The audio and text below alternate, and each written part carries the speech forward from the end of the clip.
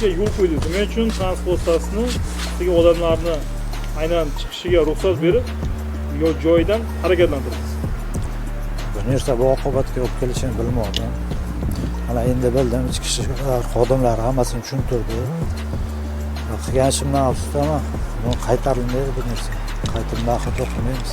Rosa reklama bo'yicha qilib, qonun qoidani buzamiz deb o'ylamaganda, oddiy reklama deb tushunib, sen kerak addinga qilib oldik.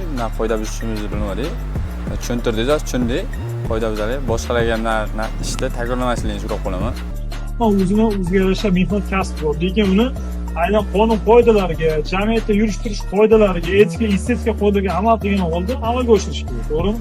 Chunki sizni xatti-harakatlaringizni ko'rgan boshqa bir yosh avlod aynan shu kabi xatti-harakatlarni takrorlashi mumkin.